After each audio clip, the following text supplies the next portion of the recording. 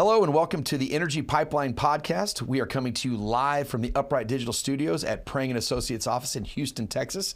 My name is Josh Lowry. I am joined today with a longtime friend, a good friend of mine this is going to be a great interview.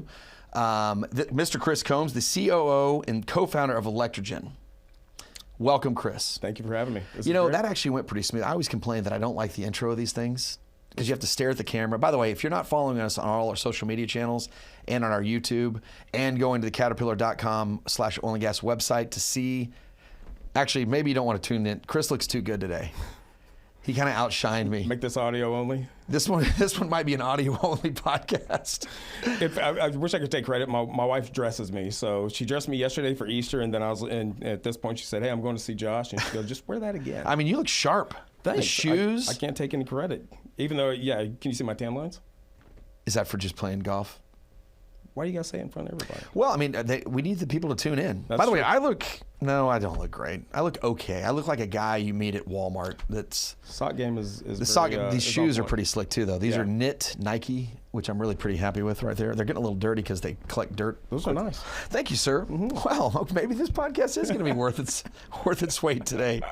So we are doing, I told you, this is the Caterpillar Oil and Gas podcast. Mm-hmm. It is an awesome, we love working with these people. They are, I always tell, this is kind of something I get into halfway through it, but they are so organized. You can imagine, 100,000 people. They're a 100-year-old company. They're growing. They're very strategic. And then they come and they meet me. And like, Josh, here's your show notes, and and I'm like, oh boy. I'm like, man, I can barely read. These are all, this is a lot of questions. So you might see me looking down at my notes today. They don't put enough pictures on here, but I'll figure this stuff out. It's all good. Well, Chris, we have known each other a long time. Yeah. And you're a friend. I've seen you succeed at multiple levels through really lots of different versions of the oil and gas business. And I know technically, are you still in oil and gas? This is what I ask my friends in your world now. What would you consider yourself in these days? I'd say it's both. Like, while there's so much, I think, opportunity in commercial industrial or the data center segment, we still know where we came from, which is oil and gas. And there's still, I think, a very real opportunity in oil and gas from a power generation perspective, right? When you think about utility infrastructure being less than what's required, especially as E&Ps continue to plow capital into expansion and production, the utility infrastructure is just not there. So a lot of them are looking for on-site generation in the form of private microgrids. So, okay, wait, you're starting to sound too smart too fast here. We haven't talked about how good of friends we are for how long we are. So we're both Texas Tech guys. Yep. Yeah. Grew up in East Texas, Longview. That's correct. Area. That's correct. Isn't that wild? Yep. You do look too good for this show today. All right, so by the way, you're co-founder of Electrogen. Mm-hmm. Love the guy. Can we talk about Matt? Absolutely. Like, I didn't know if he wanted to be a silent partner in this thing on these or not, but I love Matt Detmar. Yeah, he's great. He is a solid guy. He's had a lot of success as well. Absolutely. Yeah, so you guys have a great team. How did this all, can you give the audience just a little scoop on where you came from and how you got to this point? Yeah, of course. So other than Longview and Texas Tech? Yeah, I'll age myself and tell you 26 years this year out of tech by way of, I know, right? Exactly. By way of the Marine Corps and then Texas Tech, and then I started my career with Schlumberger. So the front half of my career was really spent in more conventional operations, frac engineer, Schlumberger, Weatherford. About that time, I got into consulting, and then that's where this shift came that I was fortunate to be a part of in my career, where it was technology-focused startups. So, and that's where you and I met. It was Evolution Well Services. That's right. Which is the first really major delve into the power industry, because we were having to take natural gas, feed that to an aeroderivative turbine like you see under the wing of like a Airbus 300 or a 747. Yep. Convert that to electricity and send those electrons out to the electric frac equipment. And that was the first foray into it. So it was so many good people there that I was just about to say that early version, because now it's run by Steven Anderson. He's doing, Steven's everybody's favorite, right? Oh, yeah. Maybe the nicest guy. He's one of the top. If you don't like Steven Anderson, it's your problem. Yeah, it's probably your fault. Correct. Yeah, that's a great way to say it. But you go back to those early days at Evolution. Mm-hmm. Ben, Carrie, you, the lead Jeff at the top of just creative Jeff. You guys had that was a team of get it done, people. I ran around those guys just taking notes. I'm sure. You know what I mean? Just trying to feed off of a lot of energy and a lot of just brilliance. Well, and at the same time, I mean, this is kind of where you are now. Look how good I am at this job. So this is what it's impressive. It gets even better. So when you had to, there was a lot of, I remember this is never going to work. This won't work. I mean, and can you kind of, I feel like some of that now, their demand is so high that they're making things work now. Oh yeah. But I mean, there's still a lot of newness to what you're doing today. Do you get to pull on any of that, or yeah? It's a lot of the same environments as we had to overcome from back in the day, starting circa 2014. It's not going to work, or it's going to have this attached to it, or it's going to have that attached to it. And one of the interesting things about Evolution is they're privately held, and we just got put into a spot where we had to get super creative. And that's one of the interesting things about oil and gas people, particularly on the service side. And I say that maybe I'm a little biased because that's my background, but like you kind of have to be able to live in the penthouse when things are good, and you have to be able to live in the boiler room and not starve to death. So and you pretend like both in the same room. Exactly. Yeah. Yep. So you find ways to overcome whatever obstacles you can. And technically it was you're not going to be able to move something that big. We fixed that. You're not going to be able to make it economic. We fixed that. Right. So I mean, there's just been no shortage of obstacles that we've had to overcome. So, okay, so now you progress through that. You mentioned those are, by the way, really phenomenal years of oil and gas for a minute. Then they weren't. Yeah. And then we make it through here. Now we are in 2022. When did you guys start Volta Grid. Okay, so you went over there. So yeah, that was yeah, we were just pre-pandemic when we started Volta Grid. You started Volta Grid too? Well, no. Well, let's be clear. Nathan knows definitely lead horse, but I was employee number 2. Really? Yeah. Man, yeah. that's incredible. Yeah. Nathan's a stud too, by the way. Yeah, 100%. Yes. 100%. That's just, I kind of walk around really smart people and just take notes, and try to feed off of their brilliance as much as I can. Chris, I think it's going to surprise some people, and that is a great little track record to be early Evolution, early Volta Grid.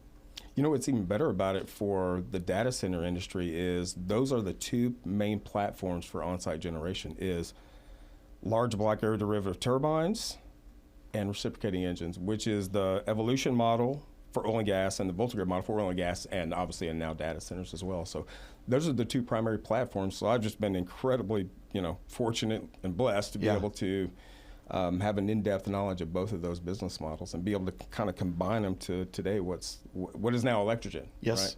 Right? So you get to that point. So you're like, all right, number 2 is cool, but I want to be not necessarily. I actually know your ego, and you're very much a boiler room guy, or you can operate in both rooms, which is the best kind of way to do it, right? I always tell people want to know my title. I'm like, I actually try to get janitor put on my title, and they wouldn't do it. I promise you. I believe you. I know you. I believe you. They wouldn't do it. Just kind of step away from that. Well, just because it doesn't matter. It doesn't. My point is I'll do whatever needs to be done. That's right. Yes. That's right. And with a smile. And that's everything that is a startup is about. It's like you have to be able to shift your hat every 15 minutes. It's like, well, the front part of the hour I'll be in supply chain. The back half of the hour I'm now in finance. And I think that's how they say it. When you're a finance guy, you say finance. Well, I'll tell you what, ladies and gentlemen, this finance. guy, we're from the same hometown, same college, and where we don't say finance, but that just tells you he is surrounded by finance. Surrounded by finance. Regular basis. I'm a finance guy over here. Yeah, finance. But yeah, one of the great things is that's just really opened the door to being able to capitalize on this opportunity and really to be around a lot of great people, as you mentioned. Oh, sorry, I'm over here just cracking up. No, that was good. That was pretty good. My favorite part is that you called yourself out on that too. We know who we are. Because people will hear that and they'll go, that's not how he says that.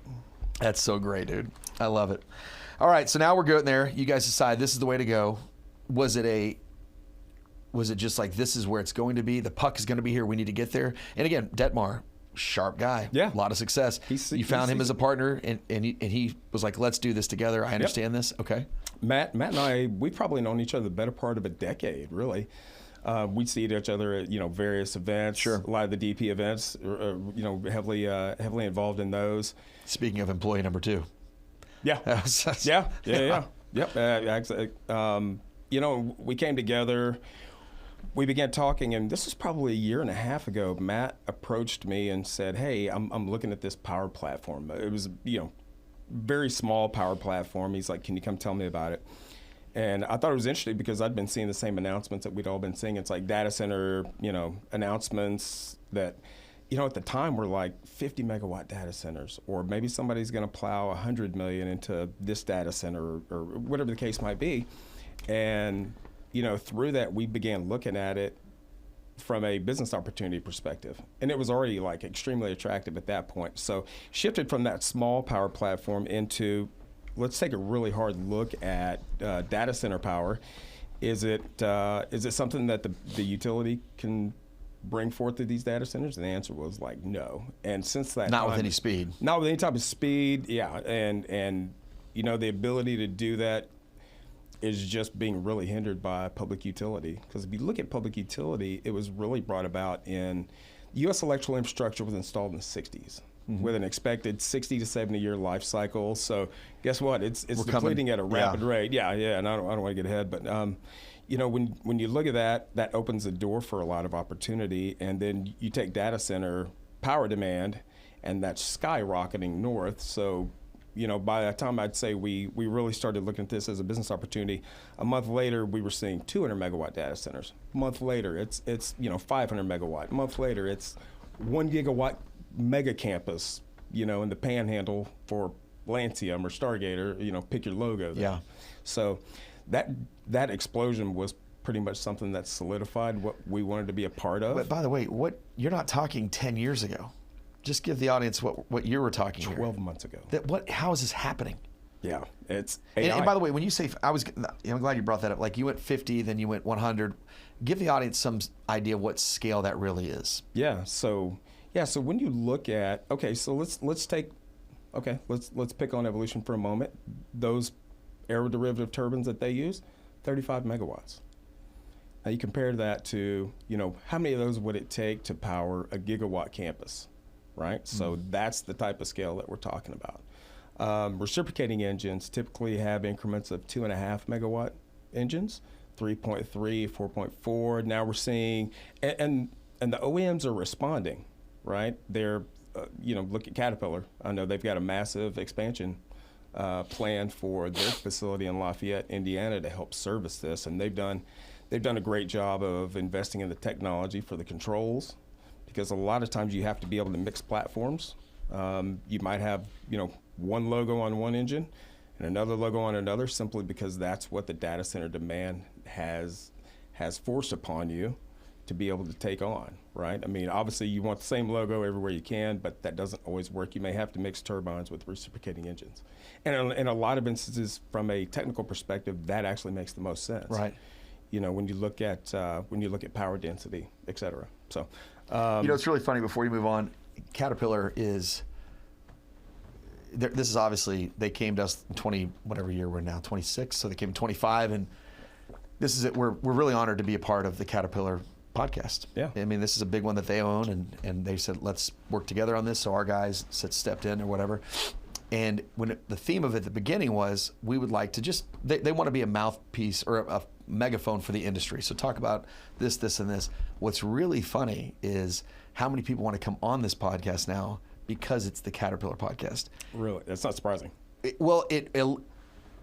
It's their position in the market now is just, they have a lot of leverage, and they do a good job servicing our industry and industries. I mean, you can kind of pick your minings and whatever, but certainly the oil and gas and the energy and what you're talking about now, this is something that, they're probably getting pulled in every different direction. You mentioned all the different logos there, but is that going to stop anytime soon? No, it's not. No.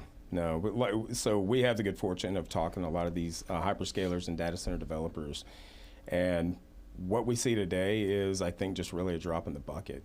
And even if you look at the current administration, I mean, they've even, really made the announcement that they know AI. There's a race for it too, right? It is a security issue. 100%. Yes. 100%. So that's just that much more capital that's going to be deployed for these data centers. How do we secure them? How do we keep everybody's information private?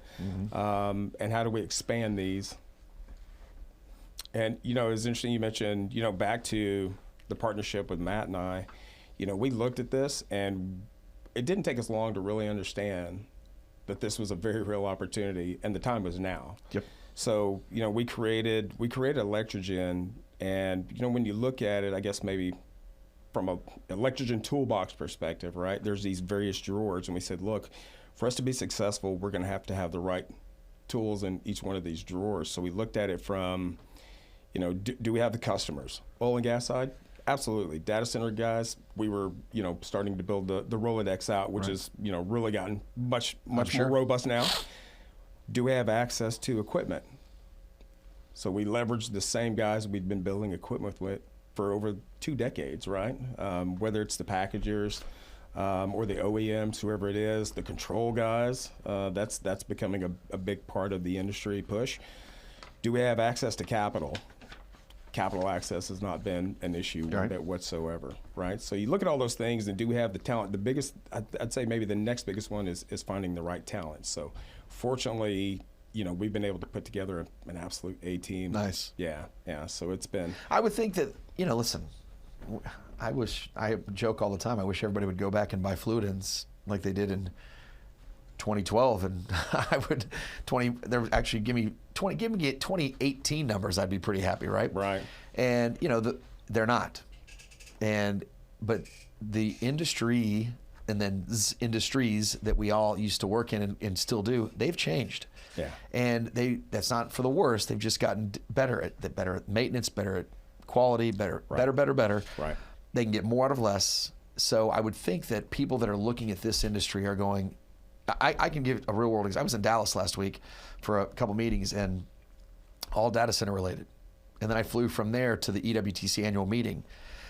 And they, all of our oil and gas friends, energy workforce people, right? They were all asking me, well, what's going on in the world of data center? I said, it feels like, I'm going to put 2010 number on this, right?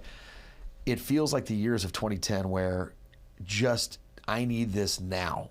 Yeah. Can you help me get this? Can you help me build this? Can you help me secure this? Who do you know? What, and when's the last time we saw that in our oil and gas world? I mean, really? Yeah. Not, at least for the products that I sold, it's been a minute. So I would think that anybody that you're talking to would be like, this is a great team. I like this. I want to be a part of this. Yeah, and I think one of the differences is it's, oil and gas is a little bit cyclical. I think we could all agree. Unfortunately. Yeah, sure. This has no sign of it being a bubble anytime soon. Thank you. Everyone tells me we're in a bubble. I don't think so. Well, I want to know where this bubble is. Yeah, there's no end in sight. I mean, every time we talk to the developers, the OEMs even, I mean, we probably talk to OEMs and packagers more than we talk to customers, just because that is such a massive bubble constraint. are people talking about? Capital bubble, sure. finance bubble. I keep hearing It's not a capital bubble. It's not a what? It's not a capital bubble. Okay. It's the need for this continues to grow. Mm-hmm. It is revolutionary. It's so tell me what bubble we're in. I heard guys say, well, it's a 5-year bubble. And I go, to me, that sounds like first of all, that sounds like a normal business cycle. Yeah. So stop calling it a bubble. It's like it's going to be done in 6 months type thing. Right. It sounds to me like we're on a revolutionary industrial size build right now. There's a guy named Kurt Hoffel with Overwatch out of Austin. He's absolute data center. Wait, what is this? Kurt what? OFFEL with Overwatch. You'd love to have him on, I promise. He's got a podcast. I bet it's not as good as this. No, 100% it's not. That's fine. But if him and that group coined the term Fifth Industrial Revolution, and I said that's about as perfect of a description as it gets. Well, I'll be using that at dinner parties. Absolutely. I told nobody wants to have dinner with me anymore because I talk about nothing but peptides and data centers. Hey, same. I'm telling you. Same. It's AI data centers and peptides and my sleep score. How's that doing? Phenomenal. Duh. Too much caffeine, but working out and you take care of yourself. I'm older than people think. I pretend to have a lot of energy. By the time I get home, I'm done. Well, you sell it well. Thank you. Sell it well. I'm tired, but yes, it's gonna life. I've got 13, 15. You're right around there too. Yep, you're right same. between me. Right. It's a lot. Yeah, I digress. It is. Let's go back to how great you are. No, that's good. Let's. All right, so you're in this. We all agree it's booming. Yep. You see the model. You see the business opportunity. Partners, good teams. Now where are we? It's carried the message. It's carried the message. It's make sure that you've unpacked the story, that you've got the right people, and that's just such the biggest key of it, because there's while we talk about electrons in general, you're delivering power on oil and gas sites, and that's one thing. Man, when you look at delivering quality power to a data center site, it's entirely different. It's so incredibly differently nuanced. So people think about load balancing. People think about, and actually, let me back up and give you an example. So, with these new NVIDIA chips, I think they're the GB300s. Oh boy, yes. You could go down to, let's say you've got a gigawatt data center, or 1,000 megawatts, however you want to look at it. They have the ability to go down to as low as like 38% in less than 1 second, and back up in less than 1 second. So that's not something that just can be performed with just engines and turbines on site. That takes a very unique combination of capacitors, battery banks, kinetic power packs to smooth out everything. I know we could go super deep. No. You're building a case. I had this point a couple minutes ago. Back to that meeting in Dallas. Mm-hmm. This company was interviewing for a CEO, and I had dinner with him. Nice guy. Hopefully he doesn't listen to this podcast because he may not like this next part. But it was very clear to me that CEOs, this is my opinion, whatever it's worth, I think that the CEO of these data center companies should come from the oil and gas business. I think it's easier to learn the widget inside of the building than it is to learn everything else going on outside of it and what makes it successful, including the power supply. Like, I think these oil and gas guys are set up for total success. Because you didn't know what it, I mean, with all respect, maybe you did, maybe you didn't. I know what you're saying, you're right. Well, you didn't know what that was 12 months ago, 24 months ago? Nope. But now Absolutely you do. Not. That person could have known what that is 24 months ago, but he has to then go learn all of the power people, all the manufacturing, what makes it tick. And when you say it can go down that quickly with regard to the power supply, right? Mm-hmm. You actually know what that means from a power source. Right. And how is that possible? Yes or no, or what makes it possible? Right. X, Y, and Z. Right. Yeah.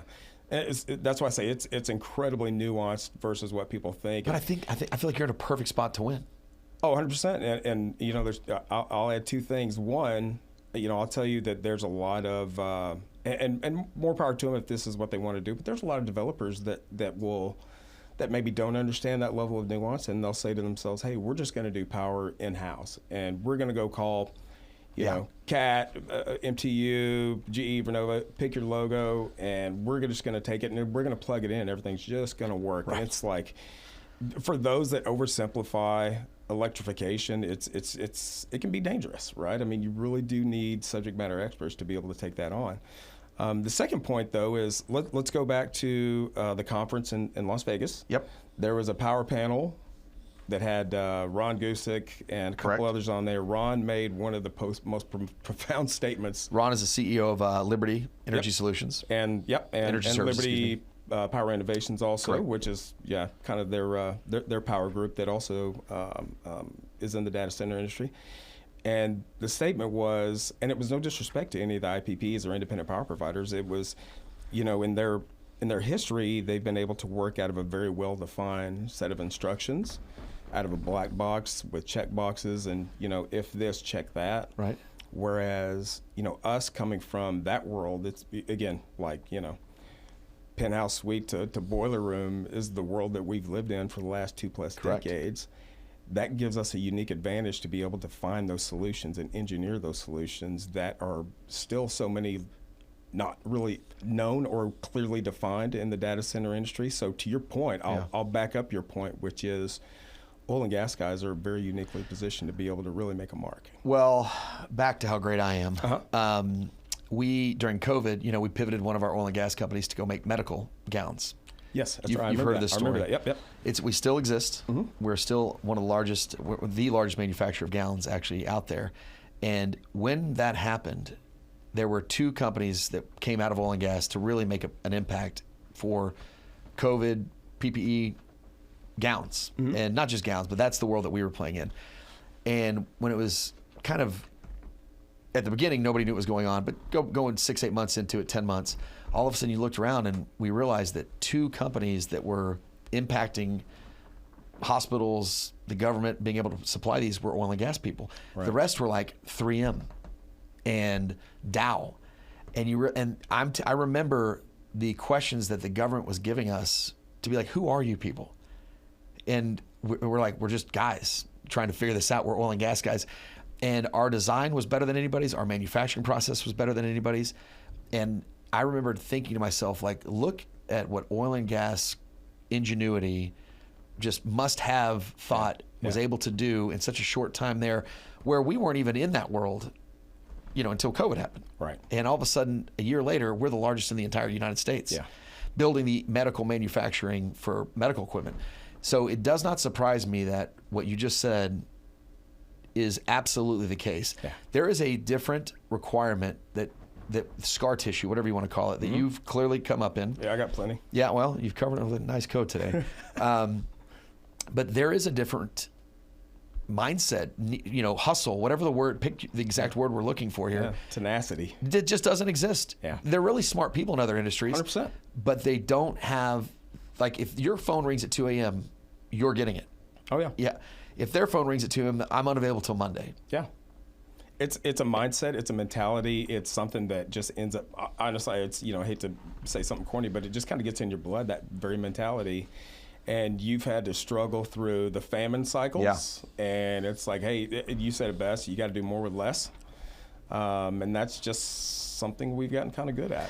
That makes me very proud when I really hear that out loud like that you guys are dominating the way I would hope and think that oil and gas guys and girls, just the industry, would, in a world that they didn't even really have to service 2 years ago. Right. Yeah. Love that. Look how many questions they've given me. It's a lot. Listen, it's so many. This is going really well. Reaching on some of those. Oh, isn't our podcast the best? This is awesome. Yeah, there's a podcast? It's just amazing. I thought we were just hanging out. We are. I always tell, off air, I always tell people, like, look, there's 100 podcasts out there. Everyone has a podcast. This is the best, obviously. But, you have 30 minutes with somebody on their way to work, at the gym. I'm not Joe Rogan. I don't have 3 hours to talk about aliens. And I like Joe Rogan, but come on. So this is like what you're describing. I want people to get the technical side of you, because there's so much they need to learn. There really is. I'm looking at this note. It's like, what do people need to know? I mean, I'm asking that. Yeah. This is a broad question. This is your podcast now, Chris. I'm going to take over now. Thank you. I'm just kidding. No. I think for your listeners, it's every time, here's a good perspective. We used to go in, we used to say, hey, I'm going to Google this. Like, we don't say that anymore. Hey, I'm going to use, Claude or ChatGPT. I'm going to ChatGPT this, or whatever the case might be, right? Like, that's becoming very common vernacular. My son's not Googling anything. Yeah, 100%. Yeah. But if you look at it from just a comparative perspective, it takes 1x of power when you Google something. And now when you use AI, 12 to 15x. Does it really? Oh, yeah. Power demand is very real. That's why it's able to do some of the things that it's able to do. I did not understand that. One of the things I heard was stop putting please into your request. Dear chap. It responds to it, though. Well, but almost like a person. And it says, please find me XYZ. And what it does is it has to change its model to respond differently. Then you're just like, find me X. Yeah. And I thought, okay, well, I won't waste energy on the please.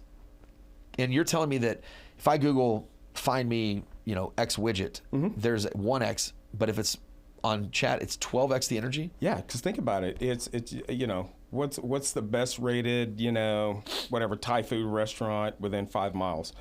Like, Google is going to look at every word that you typed, and it's going to hopefully give you what you asked for. However, if you did that inside of one of the AI platforms, it's going to go, yeah, within 5 miles, it's this. But if you want to look at a 7.5 mile radius, here's some more. And the best rated one is actually 8 miles away. And it's just going to give you far more than you ever really wanted. But as you begin reading, you didn't even know you wanted that, but now you're utilizing all that information. And I want to hear more about that. It blows my mind. Yeah, yeah. And that's why we've seen these data centers, call it a year ago, a 50 megawatt data center, everybody was just kind of throwing their arms up, in mass chaos. And now you don't even see 50 megawatt data centers getting announced, really. I mean, everything from 500 megawatts, 600 megawatts, 1.3 to 2.3, the Oracle Volta Grid deal, right? 2.3 gigawatts, right? I mean, these deals are getting massive, so that just continues to lend itself toward everybody's going to be, really kind of keeping their eyes on that part of the market, and it just continues to go up. So. Typically, I'm more professional than this, and I don't let the guest in on my exact questioning. But we're gonna go to. I want to touch on that, and then go back to this in a second. But one of the questions I have is the data center and new demand. But I want to go back to the demand here, and why. Remember we talked off air, grid versus behind the meter. Mm-hmm. So I'm going to give you all this, and you tell me where you want to go with this question. Sure. So hearing more about grid limitations, especially in places like the perimeter for data centers, how big is the constraint, or how real is that, I should say? Are we at the point where infrastructure limitations are shaping where investment happens? And do you see distributed power as a permanent solution or a bridge? That's subject one. Mm-hmm. Ready. Subject two. You mentioned, we talked about expansion of the data centers and digital infrastructure. How similar are those challenges compared to the oil field? Is the energy industry prepared for the scale of demand? And what do you see as the biggest gap between growth and power available? Okay. So see, that's a lot, but I feel like those are really connected to each other. They are. They definitely are. So back to the first one. So when you look at the U.S. utility infrastructure, it just wasn't prepared for this onslaught, right? I mean, here's a fun fact. Just to replace current existing transmission lines, we would need to replace about 5,000 miles per year in the U.S., in the continental U.S. 2023, we built 151 miles. I mean, we're dead meat on this stuff then. Yeah, 100%. So the grid's not going to catch up. It's not going to, and it's really by no fault of their own. Plus, like utility interconnect times, they can take 1, 2, 3 years. I mean, just to even get the permits. That's a really interesting stat right there. Oh no! But listen to this one though. That's why, some of these PPAs that on-site generation guys, such as Electrogen, what's PPA? Are into power purchase agreement. Okay, Yep. So when we started this, it was 5-7 years, which coming from oil and gas, golden. It's an eternity. Yeah, you can't even imagine that. 18 months, I'd be thrilled, right?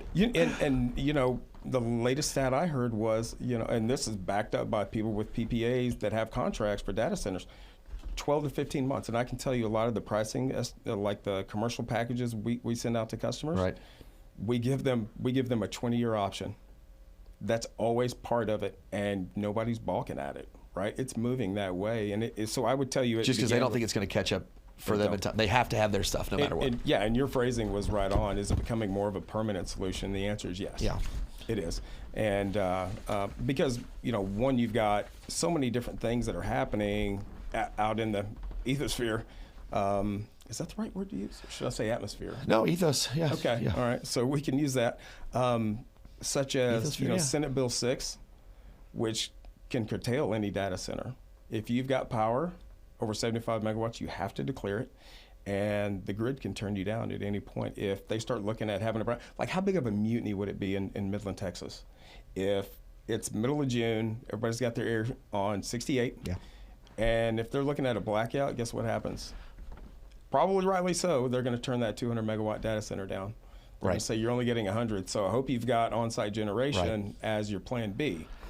And the other thing it opens them up to do, though, is if that's not being used, these guys with this on-site generation that they've invested into or signed these agreements with, they can now push back power to the grid and offset their costs and enhance the ability for the grid to have additional power available. So we're going to go to the second part here. Mm-hmm. I lived in California after college. While you were slumming it down here in Houston, I was living in LA. Yeah. And it was great, but there used to be a thing called brownouts. Mm-hmm. Do you remember hearing about this? Oh, yeah.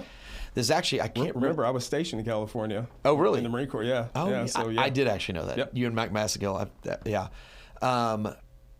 But I can't remember the name of the company. It was actually based here in Houston that was doing the turbines it doesn't matter.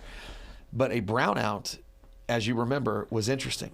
Like all of a sudden in the middle of the day, they're like between noon and 2, you're going to have 30% of the power. Yeah. And you're like, what does that mean? I'll never forget looking at my computer screen one day, and all of a sudden, the full screen just shrunk down. It didn't disappear, it didn't turn off. It just went from let's call it a 16-inch screen to a 4-inch screen. And it kept the ratio perfectly, but it did not, and all the lights went brown, and you couldn't see now that the screen was like that. So your lights basically went off, your screen went to 4 inches, and you had to sit like that for 2 hours. Yeah. Until the rolling brownouts happened, and then you'd get your power back. Right. And that was 25 years ago, 26 years ago. And people would have no idea what that looked like today. Right. This is California. Right. If you think that's not going to move its way this way with the X number of millions of people moving into the South, that they're not the grid is not ready for this. Nope. So. Well, and you look at it too. I mean, like today, data center power represents about 5% of the U.S. power demand. And by 2030, a lot of people will tell you it's going to be closer to like 15%. Well, I actually saw some worse stats than that. Okay. Yeah. It depends on who's where. Right. I just read some stuff last week, and like Virginia is the data center capital of the world right now, correct? 100%, yeah. But they're in some trouble because they don't have the power. Like let's say theirs is at 15% now. Data centers take, by the 2030 number, I think that goes to something like 30% of their overall power is going to data centers. Yeah. Virginia's full. That's a lot of power to be used for data centers. It is. And and people like lights. I'm a fan. Yes. People like computers to turn on. When that stuff starts happening to them, they're going to be like, why is this happening? It's really cool right now because everybody can do a TikTok at all times, and it goes immediately, and the cloud's available. I get this, but when your light's not turning on, you're like, stop making a TikTok. Yeah. Or whatever, right? Yeah. No, that's right. And that's going to bring that same deficit's going to bring itself to here, especially when you look at places like West Texas, where there's so much gas infrastructure, which makes it very very attractive to install data centers there, right? Remember back in a time when we had E&Ps that were flaring gas, right, just to get rid of it. Right. Well, now that can all be used, to whatever degree, that can largely be used for data center on-site generation fuel now, right? So it's opening up the markets even from the oil and gas perspective. So they are, that's one of the questions there. Is it moving? They're moving to make it, where'd that question go here? Oh boy, limitations. Yeah, basically, are they moving data centers specifically for the economics of this and gas, et cetera? So that's gas one availability, of the critical, one of the critical components of how they do site selection for these data centers are all what's the land cost?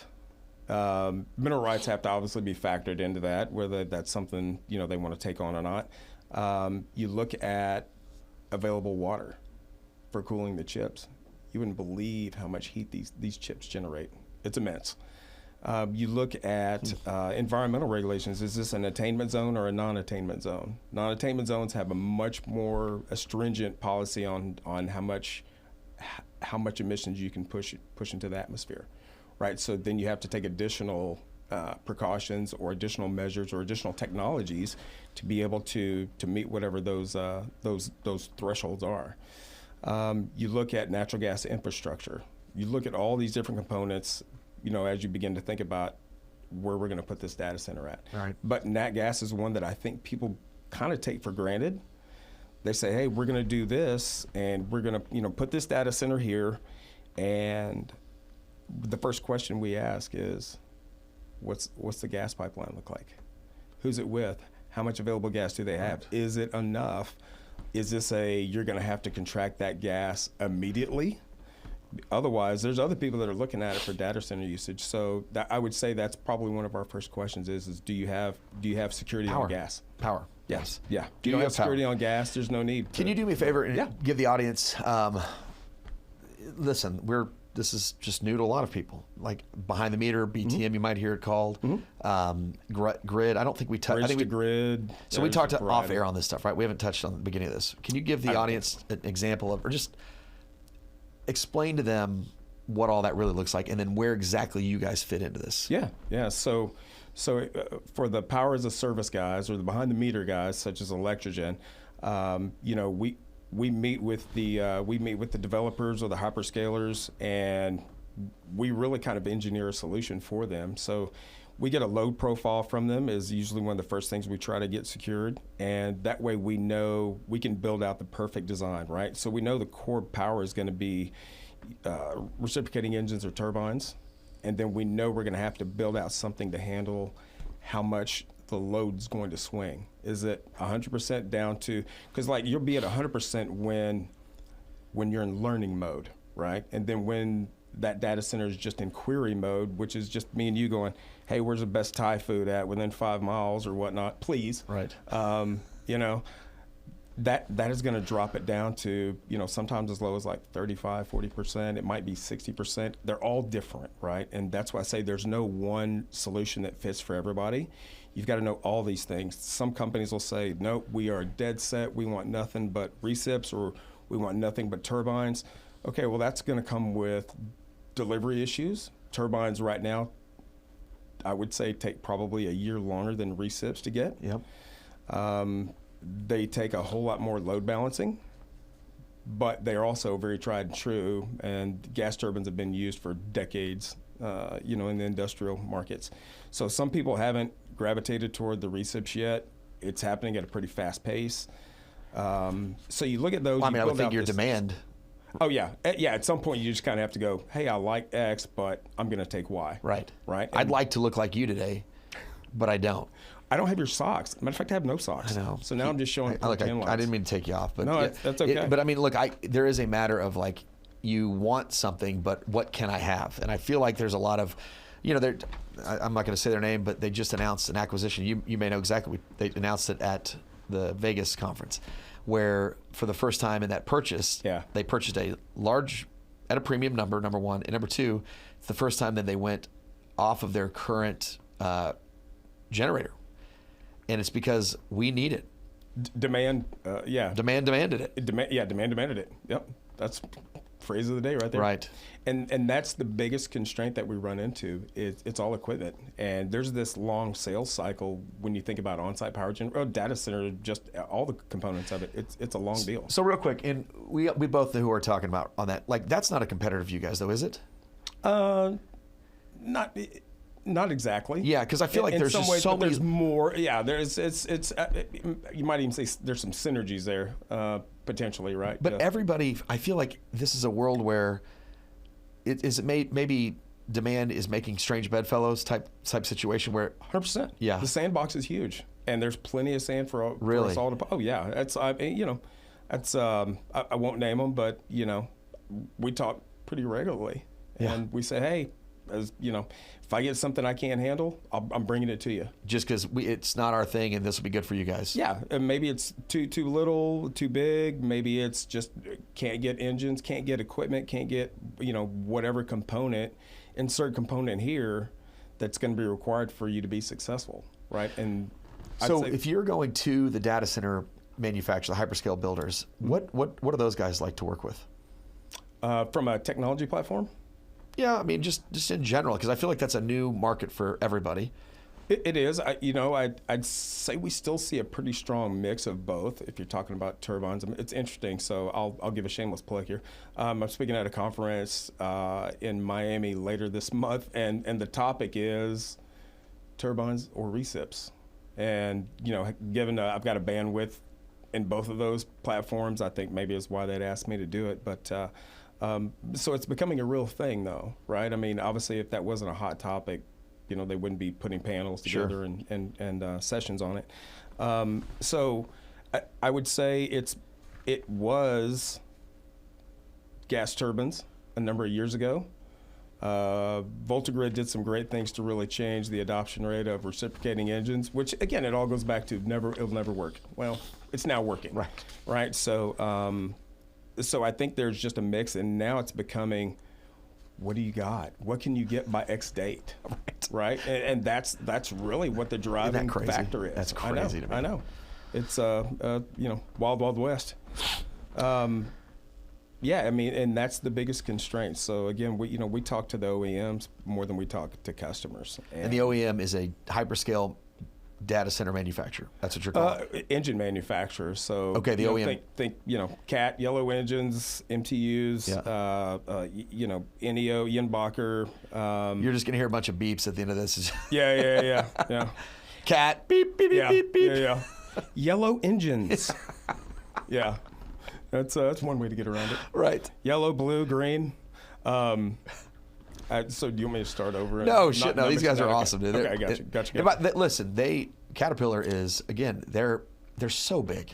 Yeah. They understand. Like, I always tell people, like, if you're as good as you are, then host everybody. Yeah. Because at some level, you're the thought generator. Yep. And Caterpillar is. I mean, they touch everything. And we had one of the first guests on here. He was he started in mining, and now he's running an oil and gas division, right? Mm-hmm. And you realize, like, none of this gets solved alone. No one person or idea is going to solve this. And it requires the understanding of the whole, like my friends in Dallas, I talk to these guys, there's a lot of balls floating in the air.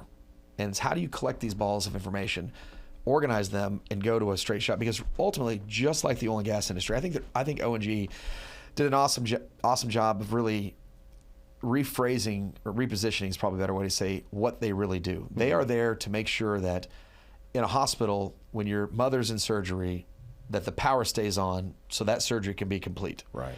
It's not just so, the car can go 100 miles an hour, whatever, right? They're literally saving lives. The life expectancy rate has gone up because of oil and gas and energy business. And, Caterpillar and Chris Combs and the other guys out there, there's always a world of like, look, there's going to be another Chris Combs. Was before me, will be afterwards. Yeah. So all we can do right now is the best job that we can do right now. That's right. And there's other young people. You have a 15-year-old son, right? I mean, your job is to make sure that he's great. That's right. And he has what he needs for the future. There's future people out there that have that serial entrepreneurial bug that has caused a lot of the scar tissue that you and I have talked about. Correct. And they were here before. The best thing I think we can do is try to leave it to them as best we can. And back to your friends at Evolution and our friends at Evolution, like that was I remember them getting hammered by the industry because it just looked so unique. Oh yeah. I've got my friends up in Oklahoma with Kerr pump, right? How are you going to spin a frac pump with an electric motor? How are you going to get it there? Yeah. You know what I mean? I remember that being a big deal. How are you going to get it to site?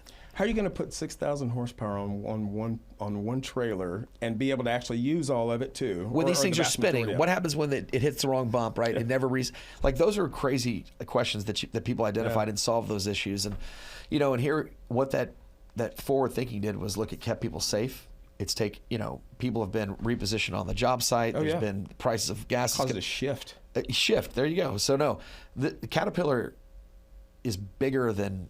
Like, they're not afraid. They understand what's going on. 100%. And same with you. Like, dude, we got I have great competitors. I don't know who they are, but I'm sure they're fine people. Mm-hmm. So, anyway, I could go on this for a while. And I'll even dovetail something onto that. It's been interesting because, Caterpillar and others, I guess in fairness, they want to develop partnerships, right? They want to visit with us and see what our needs look like and what our customers' needs look like so we can work together to create that solution together, right? To be able to say, hey, this is what they're looking for. Your X company, your X logo with that color engine, you guys have a mountain of engineering at your fingertips. Let us feed you some inputs. And let's work together and figure this out. It's funny that's a great way. We're going to segue here in just a second, but they're 100 years old this year, and I asked the guys, I'm like, well, how do you go from 100 to 200? And all of them, they live in different towns, have basically said, yeah, no, we don't view it like that. We're starting over. Oh, like we're taking the lessons, but it's a new 100. We're not trying to go to 200. Yeah, we're trying to go to 101.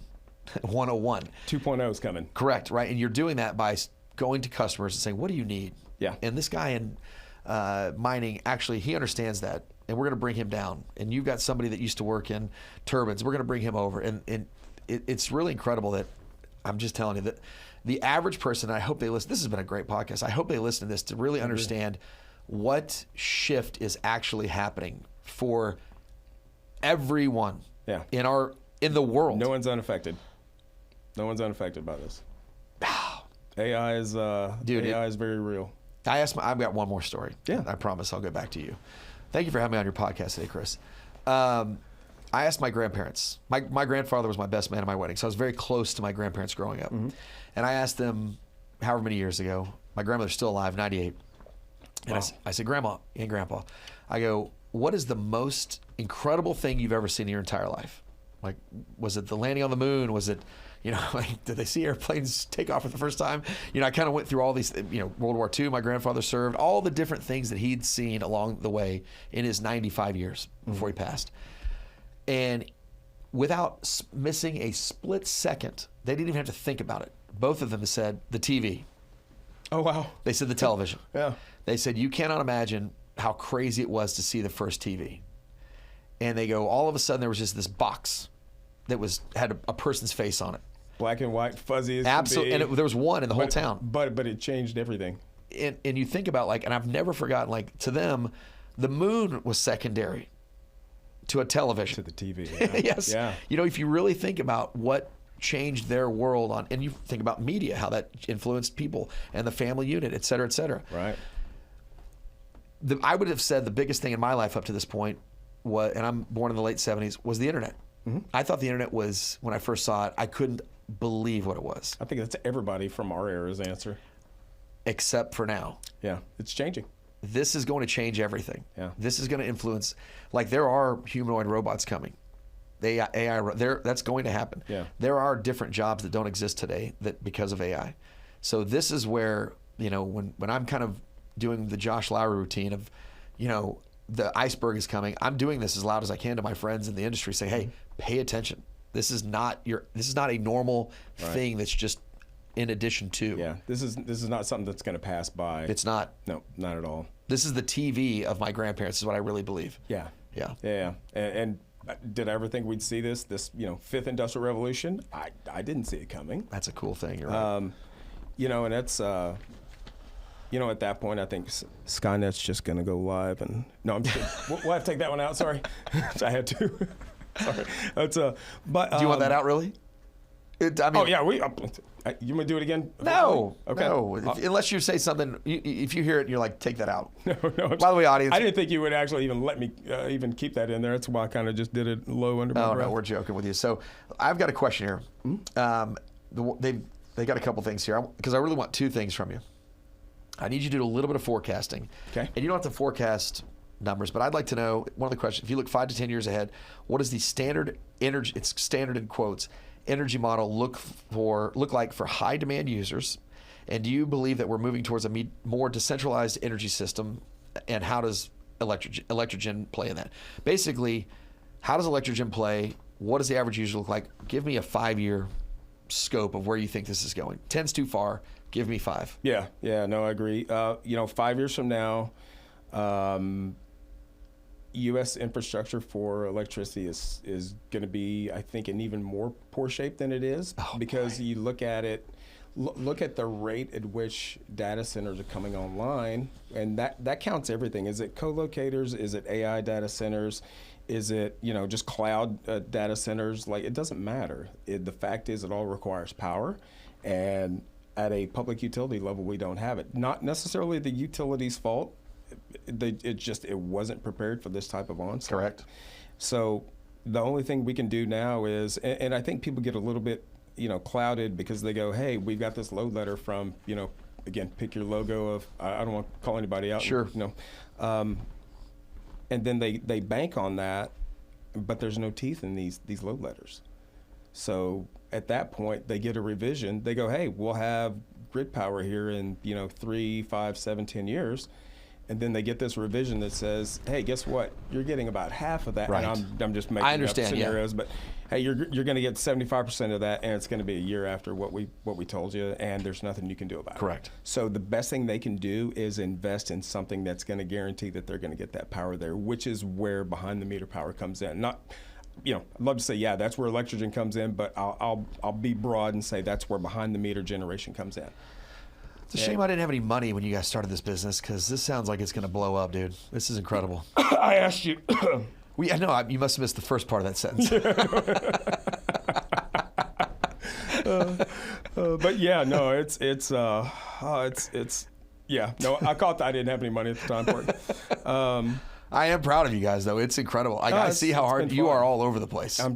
It's you know what though? And here's the catch. At my age, don't talk like that. Yeah, well, okay.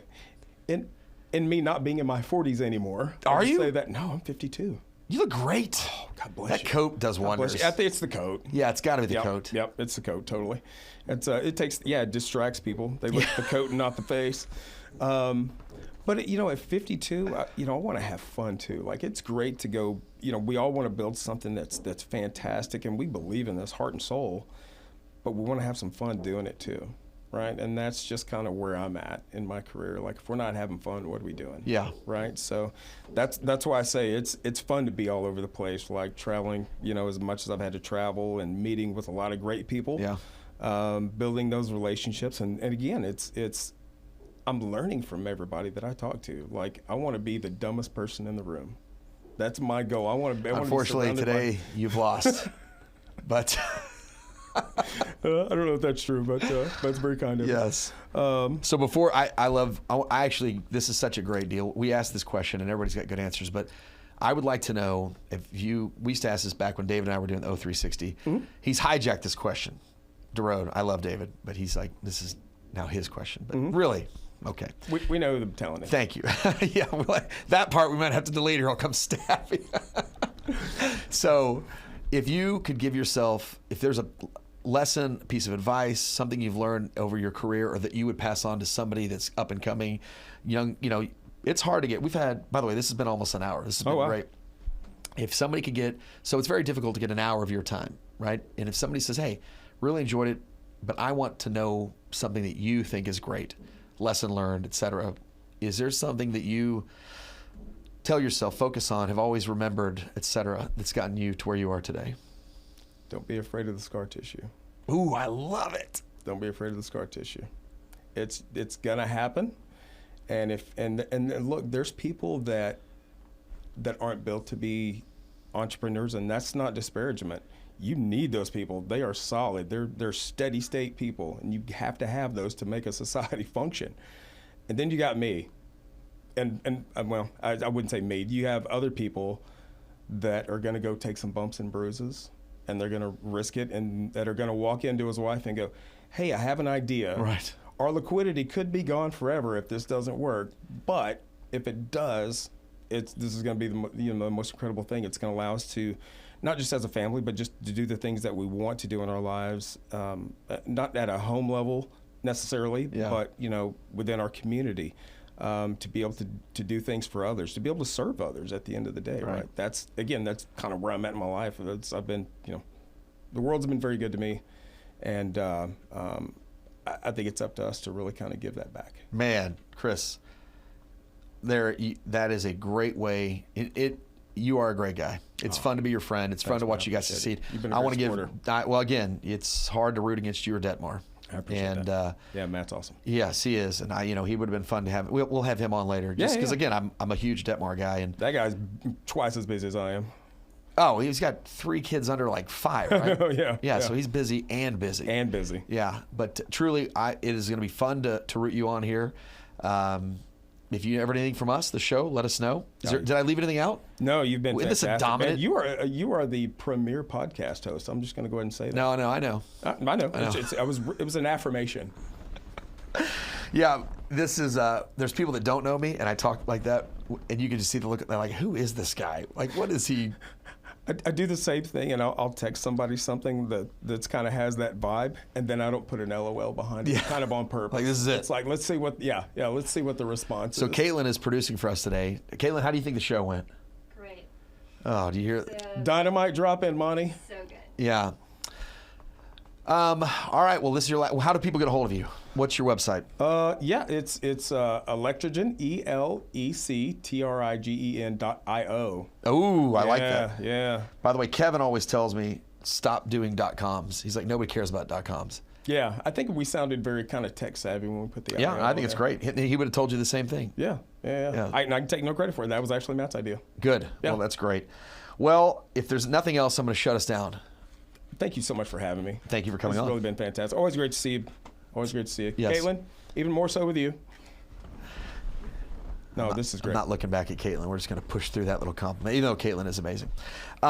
Look, that's going to wrap up our show today. Thank you for joining us. I hope you guys enjoyed. This is, you obviously got the understanding that Chris and I have known each other a long time, and there's a lot of respect, and truly wish you guys the best of luck. If you have any questions, look us up on all of our social media channels. You can either go through Upright Digital, or you can go to the website, caterpillar.com/oil and gas. They do, you can imagine, a phenomenal job of indexing all of their topics. So there's this topic, there's others. If you have any complaints, send those to Caitlin. If you have any compliments, send those to me. And actually, unfortunately, I don't read emails, so both of us have to go through Caitlin. What else, Caitlin, do I need to talk about? That should be it. She says that's it, folks. Well, then that's Chris gotta be Combs, thank you for your time. Josh, thank you again. Caterpillar, thank you for your support. Absolutely.